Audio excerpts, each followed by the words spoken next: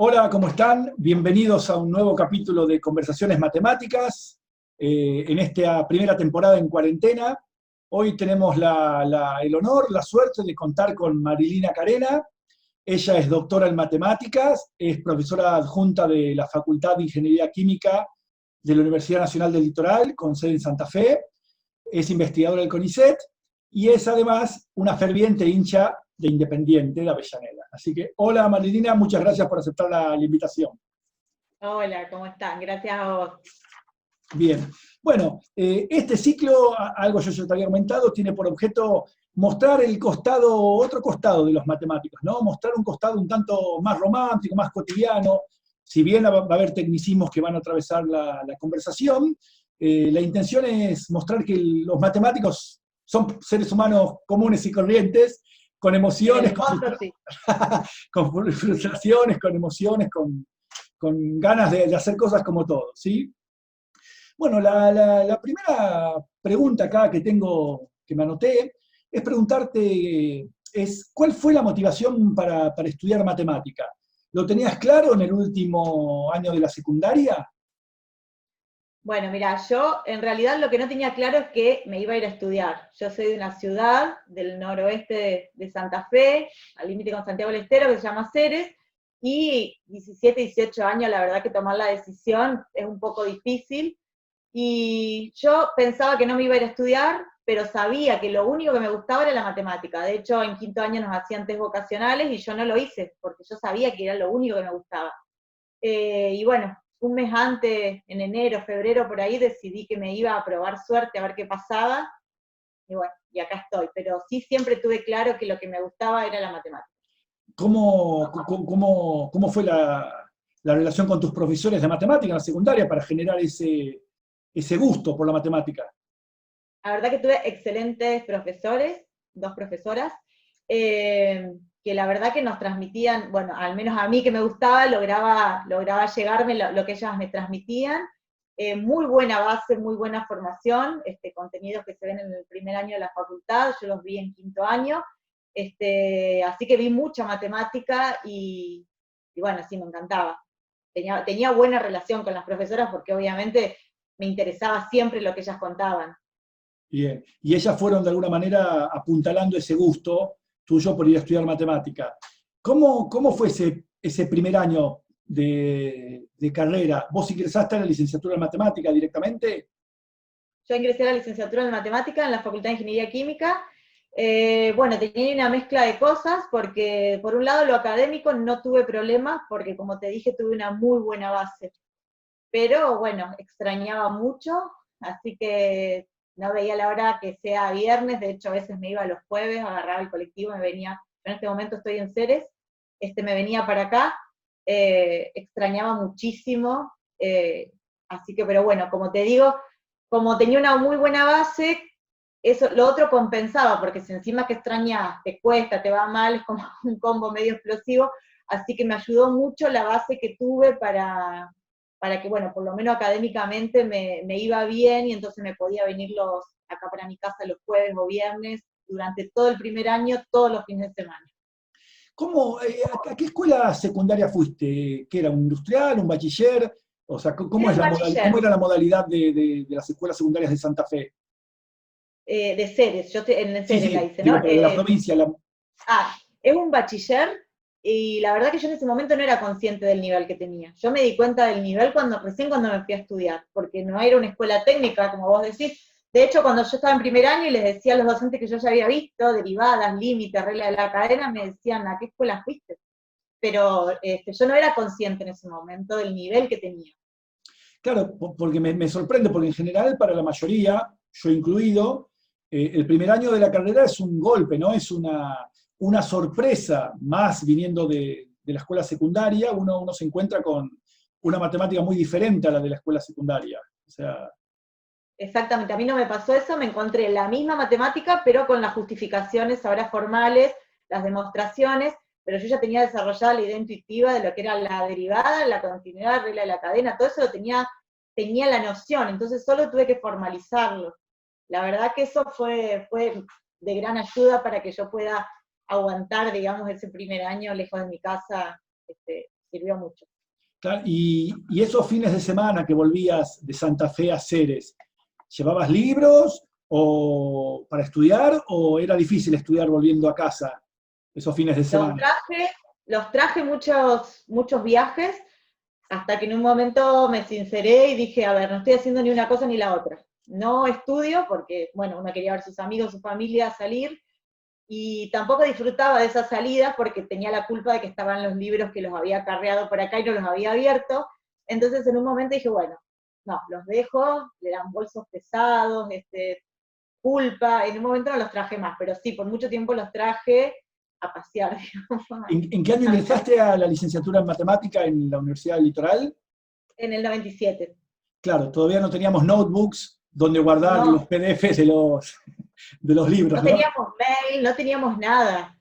Esperábamos las notas de los exámenes y se colgaba un papelito en la facultad y teníamos que ir a ver de a uno por los números de documentos, era otra cosa. Parece que estoy hablando de la prehistoria, ¿viste? Pero Y quizás para muchos chicos sí, ¿no? Pero así nos educamos. Eh, Bien, entonces o sea, después de ese primer año relativamente con un tránsito, digamos, accesible, adecuado, ¿cómo continuaste? ¿Confirmabas que te gustaba la matemática? sí, confirmaba completamente que me gustaba la matemática. Después, bueno, vine el segundo año donde ya el golpe sí, ahí fue un poquito más duro porque venía la matemática más abstracta, de la cual no tenía ni idea, pero por suerte me ayudó ese primer año que ya tenía como base, entonces era como, bueno, a ver, ya di un gran paso, además, bueno, me pasó que los libros son en inglés en nuestra carrera, yo no había estudiado inglés. Cuando le cuento a mi hijo esto, que yo ponía un diccionario y traducía todas las cosas, me dice, ¿y por qué no lo pusiste en el traductor? Y le digo, ese era nuestro traductor del momento, el diccionario de inglés.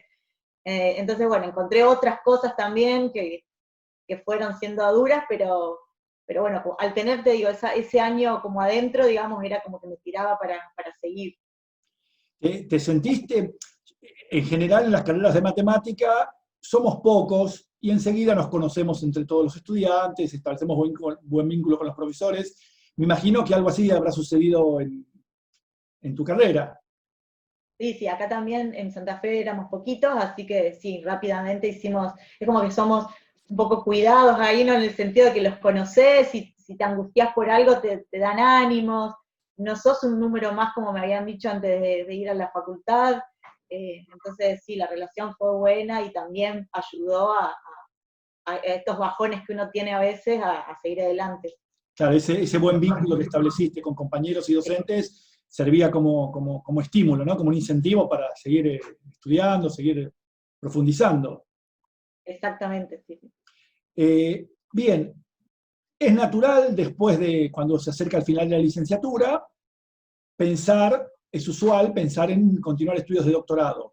En tu caso, vos querías recibirte licenciado en matemática. ¿Cuáles eran tus planes a futuros? O sea, ¿contemplabas la posibilidad de hacer un doctorado o con el título de licenciada ya estabas conforme, digamos? No, mira, por un lado, en ese momento tampoco sabía yo mucho lo que era el doctorado, por ahí ahora hay muchísima más información. Y por otro lado, como te dije, yo no veía la hora que sea los viernes para volverme acá, entonces no veía la hora de recibirme para volverme de nuevo acá a mi casa, a Ceres. Así que no, no había contemplado para nada la posibilidad de hacer un doctorado. Terminé, me volví acá a Ceres, en julio, a mitad de año, porque tuve un cambio de plan en la carrera, así que me quedó ahí medio año diferente. Y bueno, me volví, agarré todas mis cosas, me vine, y cuando me vine acá, me di cuenta que no era lo mismo que cuando uno venía los fines de semana, que tenía mis amigos que estaban sin hacer nada porque era fin de semana, que estaban acá, porque la mayoría de mis amigos se fue a Córdoba, a Rosario, a Santa Fe. Cuando vine, que agarré todas mis cosas y me volví, me di cuenta que no era lo que recordaba de los fines de semana, y bueno, ahí tomé la decisión de volverme a Santa Fe y arrancar con educación continuada, para ver Discúlpame, qué hacía. antes de eso, ¿qué planes laborales tenías cuando volviste a Ceres? No tenía planes laborales, vine por un impulso porque era lo que había lo que había planeado de entrada, era me voy a estudiar y vuelvo. Entonces terminé y me volví, sin ningún plan, digamos. Y cuando llegué acá, supe que si quería hacer algo relacionado con la matemática, era dar clases en una escuela secundaria, porque no hay facultades acá, y que no era ni lo que yo me había formado, ni lo,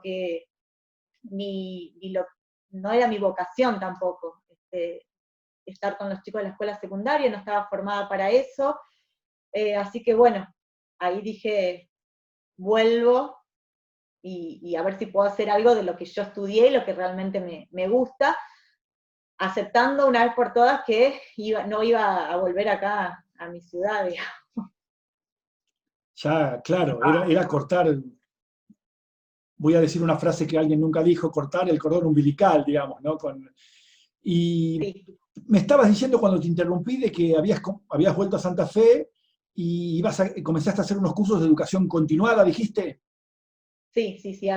Bueno, porque ahí también nos estábamos informando un poco de las becas del CONICET. Era el momento que no era, ahora todo el mundo sabe lo que es el CONICET y las becas. En ese momento se había cortado por un tiempo, entonces tampoco estaba, no sabía lo que era, entonces mientras me informaba un poco de eso, hice unos cursos de educación continuada que contaban para el doctorado una vez que pedía la beca. Bien, discúlpame, dos cosas. ¿En qué año estamos hablando esto de que estabas por empezar tu doctorado? Y esto fue fines del 2001, comienzo del 2002. Sí, Situación, a mediados del 2001, ahí volví, empecé con los cursos de educación era una continuada. situación complicada. El CONICET hasta estaba a Sí, punto de cerrar, casi no había beca, era un país diferente ese, ¿no? sí, sí. Y estos Y cursos, también la información que teníamos nosotros, porque también Internet no era lo que es ahora, entonces tampoco teníamos mucha información, más allá de que si se daban o no se daban las becas. No, yo personalmente no estaba tan informada de lo que era eso. claro. ¿Y estos cursos de educación continuada en qué consistían en particular? ¿Podés describir alguno? Sí, son los cursos de doctorado, creo que había hecho análisis funcional y Ah, bien, topología, son los del doctorado, pero es cuando ok. vos terminaste, pero no te inscribiste todavía en la carrera. Ah, bien, y te pueden dar puntos y... Claro, vos los tomás como educación continuada y después cuando te anotás formalmente, o sea, los rendís, haces todo lo mismo que los demás, y cuando te anotás al doctorado, te los pasaban como cursos. Bien. Vos, entonces, en ese momento decidiste hacer un doctorado, decidiste, ¿tu área de investigación es el análisis armónico? Sí, análisis armónico mezclado con teoría geométrica de la medida. Bien, ¿cómo elegiste esos tópicos? ¿Eran los que más te gustaban, los que más te atraían? La gente que trabajaba en esos temas. Santa Fe, la Universidad Litoral, siempre desde sus comienzos se ha caracterizado por tener grupos fuertes de investigación en esos tópicos. Entonces, Sí, en eso ese de algún... momento era el grupo más fuerte, ahora por suerte está bastante parejo porque hay muchas áreas que se trabajan, estadística, numérico, análisis real y armónico, hay un montón de áreas que ahora se fortalecieron, en ese momento era una de las más fuertes, y bueno, hice estos cursos de educación continuada y la verdad que me estaba gustando casi todo lo que veía, me gustaba de esos cursos. Y creo que en un curso rendí, en uno de esos cursos rendí un paper como trabajo, como examen, tuve que contar un paper que tenía mucho de teoría geométrica de la medida y de análisis, y como que lo leí con mucho detalle, con mucho entusiasmo, y entonces eso me hizo inclinar para ese lado. Bien. Tus, ¿Quiénes fueron tus directores de doctorado? Fueron Hugo Aymar y Viviana Yafey, justamente ese curso que leí ese paper, lo había dictado Hugo Aymar, entonces cuando yo conté ese paper como trabajo final, también él se dio cuenta que yo tenía como mucho entusiasmo en eso que había contado, lo conté con muchas ganas, digamos, a la cuenta. Claro, claro. Bien, ¿y él te propuso hacer el doctorado en esos temas o vos, o salió naturalmente la Y propuesta? el plan lo armaron ellos, Hugo y Viviana, porque viste que uno en ese momento casi como que no entiende mucho Exacto. el plan porque Eh, son cosas muy abstractas. Pero bueno, ellos sabiendo lo que me gustaba, después lo armaron en esa dirección y también uno va llevando un poco según lo que va investigando, pero sí, lo armaron ellos. Bien. Bueno, hay un tema particular que te sucedió a vos y le sucede a varias mujeres, es que vos obtuviste una beca del CONICET para hacer tu doctorado y enseguida decidiste ser madre. Bueno, ¿cómo Exactamente. podés contarnos, pensando en que puede haber chicas en esa situación que quisieran elegir esos dos caminos? ¿Cómo fue tu experiencia ser madre siendo becaria de doctorado? ¿Cómo conciliaste esos dos roles? Bueno, en esa época también, porque también es la prehistoria, viste, como lo de internet, esto quedó también lejano, eh, no había licencia por maternidad, así que bueno, era más o menos todo un arreglo con tus directores, eh, poder, si sos madre, porque no había nada formal O que sea, el te CONICET no tenía ninguna reglamentación en ese momento que no, permitiera darle licencia a las madres. exactamente, eso fue algo que se fue consiguiendo después, se fueron consiguiendo varias cosas, en ese momento los becarios no tenían obra social, había un par de cosas que no estaban bien en ese momento, además de la licencia por maternidad, así que bueno, fue todo arreglo con mis directores, y bueno, fue obviamente complicado como cualquier otro trabajo, pero fue una decisión personal, porque sabía que si uno se basaba en los tiempos del CONICET, por ahí se postergaba mucho, o sea, si uno esperaba, en ese momento tenías, la beca doctoral eran 5 años, pero no eran 5 años como ahora, sino que eran tipo 1, 2 años, tipo 2, 2 años, y después una prórroga del quinto. Entonces era como que si yo iba esperando un pasito, otro pasito, tenía miedo que se me pase el momento en que yo quería tenerlo en ese momento, así que bueno, decidí de todas maneras, en el segundo año del doctorado, tener a mi hijo. O sea que se llevó, las cosas salieron bien por la buena voluntad de tus directores, en este caso de Hugo y Exacto, de Viviana, que te acompañaron en exactamente. esta situación. Sí. Yo de hecho creo que hasta el año 2008, una mujer que ingresaba a la carrera del CONICET no estaba contemplada la posibilidad de que ingresara a carrera justo en el momento que estaba embarazado, que estaba por parir. Tampoco había reglamentos claros al respecto. ¿Qué Claro, sí, pensás? ahora la reglamentación, porque, a ver, también hay que tener en cuenta que la licencia no puede ser ficticia, porque te pueden dar la licencia, pero si después no te corren las fechas de informes o de presentación o lo que sea, es como ficticia, porque bueno, podés no venir, pero tenés que hacer las cosas igual. Hoy en día creo que son 100 días corridos de licencia y no se presenta informe en el año que tuviste a tu hijo, creo. Creo que se pasa para el próximo, si te tocaba este año y dentro de 2 años, y este año tuviste un hijo, creo que se posterga 2 años más. Ah, ok, se corren los tiempos de manera acorde. Sí, sí, sí, sí. Bien, Creo. bien, bueno. Eh, entonces, ¿terminaste tu doctorado? ¿Cómo decidiste continuar? ¿Seguiste el camino tradicional de hacer un postdoc o el hecho de ya tener a tu hijo dificultaba un poco las posibilidades de llevar adelante un postdoctorado en el exterior? No, seguí el camino usual, pero acá, o sea, pedí, acá en Argentina, pedí la postdoc en Santa Fe con mis mismos directores, un poco continuando el trabajo que quedó pendiente, siempre queda algo de redondear en el doctorado y terminar como de cerrar algunos temas que habían quedado pendientes.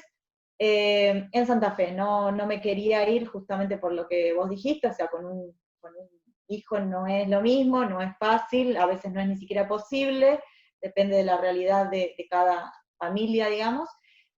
Así que bueno, me quedé en Santa Fe a hacer la postdoc 2 años más. Bien. Y con respecto a los viajes a los congresos y esas situaciones, eh, cómo la llevaste adelante? ¿Viajando con tu hijo? ¿Se quedaba acá? Mira, cuando era más chico se quedaba en Santa Fe con la ayuda de mi mamá, que vive acá en Ceres, donde estoy ahora, pero que siempre, cuando yo la avisaba con tiempo y ella organizaba todo, iba y se quedaba con mi hijo mientras yo iba a los congresos. Después, cuando fue un poquito más grande y yo iba un poquito más lejos, empezó a ir conmigo, a lugares como Colombia, España, en esos lugares fue conmigo. Bien, y estaba todo el tiempo con vos. Sí, si íbamos a un congreso, él estaba todo el día escuchando el congreso y después teníamos nuestros ratos para estar juntos y pasear un poco. Y en el caso de España, que fui a trabajar en el Beckham, él iba conmigo a la oficina a las 8 horas, íbamos en el subte los dos, estábamos las 8 horas, él se llevaba su computadora, sus auriculares y se quedaba toda la tarde ahí conmigo. ¿En qué ciudad de España estuviste trabajando? En Bilbao. Bilbao. Sí, estuvimos un mes nada más porque, bueno, justamente hicimos que sea en febrero, cosa de que él no pierda clases. Eh, Así que, bueno, estuvimos en febrero y volvimos justo a los 2 días que empezaban las clases en marzo. Perdió 2 días de clases nada más y bueno, y volvimos. Bien, o sea, entonces, lo que entiendo por ahí de lo que me decís, que si bien el sistema, en ese momento, el sistema científico, no contemplaba quizás las posibilidades de desarrollo científico de una mujer, al no haber licencias, al no haber estas facilidades, ¿no? ¿Qué pensás al respecto? Entonces, en general, entonces, tu evaluación como madre, como científica de la situación, ¿no? Es algo así como que la sociedad, lo que está instaurado con respecto a las relaciones, al lugar de las mujeres, es lo que jugó más un papel ahí. Sí, en ese momento, ya te digo, esto de que no contemplaba la licencia por maternidad, bueno, era un tema, pero eso ya está arreglado. Hoy en día yo creo que no hay algo específico en lo que uno se sienta una desventaja por ser mujer en cuanto al sistema del CONICET, pero sí las cosas que uno hereda del manejo de la sociedad misma. No es lo mismo las cosas con las que una mujer tiene, y que eso a veces te dificulta un poco cumplir los objetivos del CONICET. En ese sentido, creo que es donde nos juega un poco en contra. A veces no podemos viajar o no queremos, ¿no? También porque a veces es una decisión de cada uno. Yo en mi caso decidí no viajar con él, no sacarlo de la escuela, no sacarlo de su grupo de fútbol. Pero bueno, fue una decisión mía también eso, ¿no? No podemos o no queremos, pero tenemos algunas otras cosas que nos impiden a veces cumplir con viajes o estas cosas que en el sistema del CONICET son beneficiosas, ya sea por el antecedente mismo y también por las cosas que uno aprende o los papers que uno hace cuando va de visitas a otros centros. Pero sí, ya no es propio del CONICET las desventajas, sino de cargar con las cosas de la sociedad misma nada más. Claro, cierto sistema así instaurado, que esperemos que cambie cada vez más, ¿no? Sí. Los tiempos están cambiando, ¿no? Mirá que esto que pasó el CONICET con la licencia ya fue un cambio, o sea que sí. Claro, claro. Sí, yo creo que, bueno, allá en el 2001, 2002, por ejemplo, el CONICET, hasta hace bastante poco, ¿no? Tenía límites de edades para aspirar a las becas de doctorado. O sea, 30 años era la edad de límite para presentarse a una beca de doctorado. Yo recuerdo que me presenté con 31 años, sabiendo que estaba por encima de ese límite de edad. Me presento en mayo del 2001, al mes y medio, los 2 meses, llega una caja a la casa de mis padres, que era el domicilio que yo tenía todavía en mi documento, rechazándome de plano con una carta que decía: el estatuto del CONICET establece que el límite de edad es 30 años para poder aspirar a una beca de doctorado. Usted tiene 31, con lo cual queda fuera automáticamente. Hoy por hoy se eliminó ese límite de edad. Sí. Sí, porque contempla muchas, por eso te digo, algunas cosas son decisiones personales y otras son cosas que te pasaron en la vida que no por eso te van a tener que excluir del sistema científico, porque te puedes haber demorado por cualquier cosa, por elección o por algo que te pasó, y no por eso sos peor investigador. Además que uno cuando uno ingresa en cierto nivel, o sea que no es que uno porque es más grande quiere ingresar más arriba. Bueno, ahora también se eliminó el límite de edad para ingresar a la carrera del límite de edad de 35 años. Ya Exactamente. Bien. Bueno, uno de los mayores desafíos con el que nos encontramos los matemáticos es el de hacer como más accesible la matemática, ¿no? Es el de transmitirla de una manera más o menos clara, más o menos lúdica, por así decirlo, ¿no? Ese es el gran desafío, me parece que es uno de los, es una de las cosas en las que más podemos aportar los matemáticos, ¿no? Mostrar que la matemática quizás tiene un costado, es muy generosa y tiene un costado al que todos podemos disfrutar. En ese sentido, te imaginarás para dónde viene la pregunta, y ahí lo que está escrito, la pelota siempre al 10. Quiero que me cuentes un poco, le cuento a la audiencia, a los que estén mirando el video. Marilina es muy fanática del fútbol, es muy fanática de la matemática, claramente, y además es fanática del rock nacional. Bueno, ella escribió un libro que se llama La pelota siempre al 10, un libro en el cual, utilizando el fútbol como excusa, muestra que la matemática está presente en casi todos los aspectos que se imaginen del fútbol.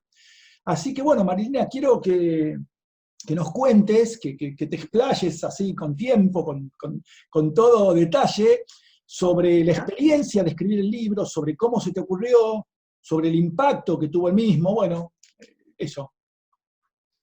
Bueno, estaba acá en este lugar, en Ceres, donde me relajo mucho porque estoy en mi casa, en vacaciones el año pasado, en enero, y bueno, se me ocurrió empezar a escribir algunos problemitas que relacionen el fútbol con la matemática, más que nada para motivar un poco al que no le gusta tanto la matemática, pero sí le gusta el fútbol, a hacer ciertas cuentas. Cuando me puse a escribir, la verdad que escribía como 8 horas por día, acá que estaba relajada, me di cuenta que era muchísimo, como dijiste vos, la cantidad de cosas que se pueden abordar con el fútbol como excusa. Y bueno, me puse a escribir, y cuando me di cuenta era un libro que contiene aproximadamente 100 problemas resueltos, o algunos resueltos y muy poquitos quedan como ejercicios, en donde lo que hice fue abordar ciertos temas del fútbol, algunos muy obvios, como lo que es el tiro libre para estudiar este movimiento parabólico, las estadísticas, y otros que no son tan obvios, que los descubrí cuando me senté a escribir. Son problemas resueltos. En cada problema, lo que necesites poquitito saber de fútbol, porque no tiene que ver con la dinámica del juego, sino con las cosas que rodean el fútbol, lo que necesites saber está explicado arriba, de manera que si un profesor de matemática lo quiere dar, no tiene que temer a que no sabe alguna cosa del fútbol, porque está explicado. Los problemas son resueltos y se deja uno como ejercicio similar al que está resuelto. Y arriba, antes de cada problema, también dice qué temas vas a abordar, de la secundaria o de la primaria. Lo estuve mirando el libro, a partir de que me lo pasaste, hasta me pareció, bueno, hay varios problemas interesantes, pero hasta me sorprendió los problemas que los clubes hoy por hoy en la Argentina están muy expectantes, los derechos de formación, hasta el porcentaje que les corresponde por la venta de un jugador de un club europeo de segunda categoría a uno de mejor categoría. Hay problemas de diferentes, o sea, analizás hasta la fabricación de la pelota, hasta las Eso reglas. lo encontré en la página de la FIFA, eso no lo sabía, por ejemplo, antes de escribir el libro. Sí tenía presente lo que es la geometría de la pelota, sí, toda la parte geométrica, ya sea plana para fabricarla, o geometría de cuerpos, pero no imaginé los test de calidad que tenía la FIFA, que son puramente matemáticos, y están en los manuales en la página de la FIFA, uno baja los manuales y los test son matemática pura. Bueno, yo no sabía que los vestuarios también el tema de los vestuarios es un tema también del libro, y lo analizás, contás, resolvés problemas vinculados a ese ítem. Exactamente, ahí como te decía, si hay algo que tenés que saber, está escrito. Entonces ahí, por ejemplo, está escrito cuáles son las dimensiones mínimas que establece la AFA o la FIFA, según donde estés mirando, para un vestuario para jugadores o para árbitros. Entonces eso te permite jugar un poco con la geometría, de decir, bueno, a ver si tengo que construir un vestuario en este club en donde ya tengo un codito que quiero aprovechar, cuánto tiene que ser para cumplir las dimensiones mínimas, entonces ahí tenés todo lo que es expresiones algebraicas, perímetro, área, Pitágoras, tenés un montón de cosas para trabajar, con la excusa de que estás haciendo algo del fútbol, porque en realidad es el mismo problema, lo puedes hacer con otra cosa, pero al estar hablando de fútbol es como que los chicos a veces hasta ni cuenta se dan de que en realidad están resolviendo una ecuación o haciendo algo de eso. Y causó impacto el libro, ¿no? Se ve que mucha gente se sorprendió por la posibilidad de contar la matemática en temas tan accesibles, ¿no? Sí, me parece que lo que causó, la verdad que la repercusión fue, a mí me asombró, yo no lo esperaba. Creo que justamente fue esta cosa de que, a ver, el fútbol lo ama más de medio país y la matemática la odia más de medio país, entonces no podían creer que estén juntos, digamos. Nada, evidentemente el fútbol despierta algo increíble porque la repercusión de unir estas dos cosas fue mucho mayor de o sea, yo no esperaba repercusión directamente. Mucha repercusión mediática, radio, televisión. Exactamente, radio, televisión, diarios, fue como muy, muy sorprendente para mí. Bien, y el encuentro con profesores, con estudiantes de escuela secundaria, ¿cómo lo pensaste vos al texto? Sí, lo pensé, como te decía, para que el docente lo pueda aplicar, ir contando, leyendo, y lo pusimos en práctica en una escuela, bueno, en un par de escuelas, pero en una que fui yo a darlo, hicimos, por ejemplo, tenían que resolver ecuaciones, entonces cada uno de los chicos eligió un equipo diferente, y según el lugar donde estaba en la tabla de descensos, tenía que determinar cuántos puntos tenía que sacar para estar seguro de no descender, para no depender de los resultados de los demás. Entonces ahí les quedaba una ecuación, bueno, la resolvieron, y después de eso veíamos, ok, necesito, no sé, 40 puntos. ¿Cuántos son los puntos esperados según la tendencia de los puntos que viene sacando el equipo? Entonces tenían una tabla de puntos, tenían una tabla de promedios, y bueno, sacaban porcentajes, a ver si podían estar cerca o lejos de ese número que tenían que sacar para estar seguros de no descender. Y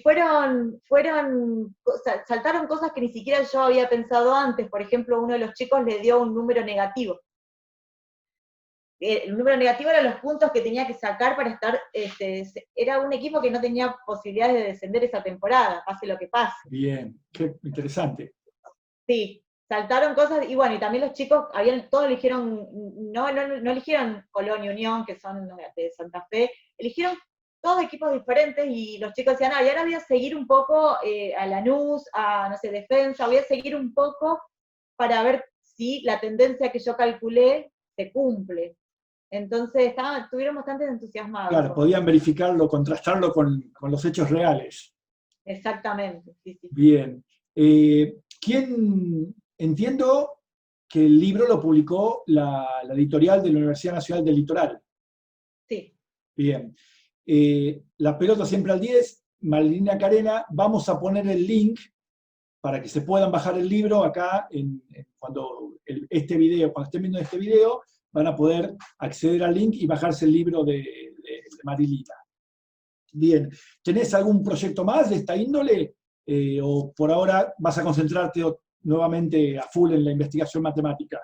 Sí. Por ahora estoy concentrada en la investigación y bueno, en la docencia este cuatrimestre, que fue bastante duro por el tema de la pandemia, estamos a full tratando de que no pierdan nada, así que eso también me llevó muchísimo tiempo, pero sí, por ahora no, nunca se sabe. ¿Qué se ocurre? Te quería preguntar, qué materia estás dictando este cuatrimestre y cómo te llevaste con la virtualidad que se nos vino encima? Bueno, en la Facultad de Ingeniería Química nosotros somos de rotar, no es que tenemos una cátedra fija. Este cuatrimestre que pasó, estuve con la licenciatura en matemática, con lo cual tengo pocos alumnos, 8, y el que viene es el que tengo 200 más o menos, porque son todas las ingenierías que hay en la Facultad de Ingeniería Química, en donde ahí la virtualidad va a ser un poco más dura si sigue. Este cuatrimestre, tuve álgebra lineal con los chicos de la licenciatura, entonces es más tranquilo. ¿Cuántos estudiantes son? ¿Cuántos estudiantes? Ocho, Ocho. 8 empezaron y más o menos hay, sí, 6 que siguieron la virtualidad. Si bien son pocos, bueno, también el nivel de los ejercicios que uno le da es un poco más elevado, entonces también hay que controlar cómo escriben los ejercicios, ver cómo están razonando. Lleva un poquito más de tiempo la corrección de los problemas, pero al ser pocos uno puede hacerle un seguimiento mucho más cercano. Claro. ¿Te costó Pero adaptarte a la virtualidad? mucho, no me gusta, mucho. Sí, no me gusta porque me cuesta un poco transmitirle a los chicos las ideas que uno con el pizarrón, con el papel, interactúa, ve cómo ellos razonan, cómo escriben, que no es menor en matemática, ir viendo cómo están escribiendo los ejercicios. No, me costó mucho, me cuesta. Bien, y hacen reuniones con los asistentes de la materia, se juntan, discuten, modalidades, formas de intervenir. Sí, nosotros hicimos todo el cuatrimestre, íbamos cambiando a medida porque empezó virtual y no sabíamos nosotros, viste que pensabas que era 15 días, un mes, no sabíamos cuánto iba a durar, así que nos íbamos juntando todo el tiempo y cambiando a medida que íbamos viendo cómo seguía todo. Se nos vino encima a todos esta cuarentena. Tuvimos que Sí, cambiar rápido. no estábamos preparados. Claro, sí, de un día para el otro tuvimos que adaptarnos. Charlábamos en este ciclo de charlas de matemática en cuarentena, un matemático amigo que se llama Pablo Groisman, contaba que, lo conocés, que él lo valoraba positivamente en el sentido siguiente. Es como que nunca hubo tantos docentes pensando todos al mismo tiempo sobre cómo adaptarnos a nuestros métodos de enseñanza en esta nueva situación, ¿no? Entonces él era optimista en el sentido de que a pesar de todas las dificultades con las que nos encontramos, claramente, porque no estábamos acostumbrados a esta modalidad, es posible que salgan cosas muy interesantes, ¿no? Y que una vez que volvamos a lo presencial, si volvemos, muchas de nuestras prácticas presenciales van a modificarse definitivamente, ¿no? Así que bueno, era... Sí, tiene cosas que uno puede aprender, pero si hubiésemos estado mejor preparados, por ejemplo, yo hubiese querido tener un pizarrón en mi departamento. Claro, yo acá puse uno en la cuarentena.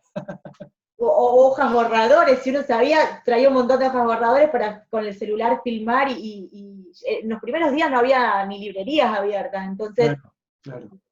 ahora uno puede acomodarse un poquito, pero los primeros días en donde no podía salir a comprar nada de nada, fue un poco duro. Un cuaderno, algo para filmar y que los chicos vean, Claro. nos tomó muy de sorpresa. Sí. Y ya que estamos con la virtualidad y con los recursos informáticos, te quería consultar sobre lo siguiente, ¿no?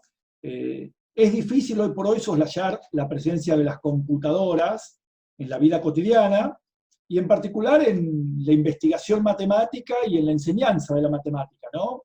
Bueno, te quería preguntar qué rol juegan en tu investigación matemática y a futuro cómo pensás que va a afectar tu enseñanza de la matemática la utilización de las computadoras. Bueno, en mi investigación no requiero más que para procesar textos, látex, más que eso no tengo que hacer simulaciones ni correr ningún programa que necesite una buena computadora. Y en cuanto a la enseñanza, sí, creo que para visualizar las cosas, sobre todo los programas como GeoGebra y ese tipo de programas gratuitos, me parece que juegan un rol muy, muy positivo. También uno tiene que ser un poco más creativo a la hora de los ejercicios, que no sea, no sé, nosotros en nuestra época teníamos que reducir una matriz, no quedaba otra que hacer las cuentas, ahora ponés en la calculadora, entonces por ahí hay que ver cómo uno evalúa o cómo uno plantea los ejercicios de manera que el razonamiento sea más importante que las cuentas. Y bueno, lo que sí veo con mi hijo mucho también, la virtualidad, el mail, el WhatsApp y todas esas cosas, como negativo, digamos, lo que veo como negativo es la inmediatez que tienen hoy en día los chicos, que a veces no invierten el tiempo que invertíamos nosotros en pensar un ejercicio. Enseguida tienen la respuesta de algún amigo, una foto o una consulta, mandan un mail, entonces como que nosotros antes no nos quedaba otra que esperar, entonces capaz que estábamos 3 días pensando un ejercicio, y ahora tienen todo en Google o en WhatsApp. Eso es el lado negativo, digamos. Claro. Habrá que buscar cómo balancear, cómo equilibrar las ventajas, las posibilidades que brindan los recursos informáticos y esta cuestión de la inmediatez a la que te referías, ¿no? Justamente al principio de la conversación señalabas esto de que en tus inicios, en mis inicios con más razón, uno tenía que ir a la facultad a ver el papel colgado en una cartelera para enterarse de las notas, ¿no?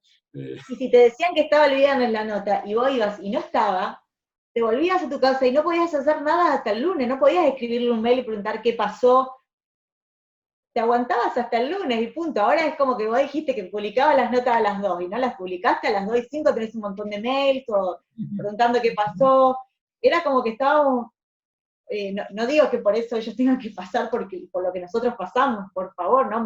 Celebro que tengan todas estas cosas. Tenemos que transmitirle nada más que a veces vale mucho más el hecho de que piensen ellos un solo ejercicio a que copien 10 hechos por otros. Pero eso como docentes tenemos que poder transmitirle a los chicos el valor de que ellos mismos quiebren por sí mismos un ejercicio y mostrarles cómo eso le va a ayudar a resolver 300 que son similares. No así, si ellos buscan esos 300 resueltos, le das uno un poquito distinto y ya no es lo mismo.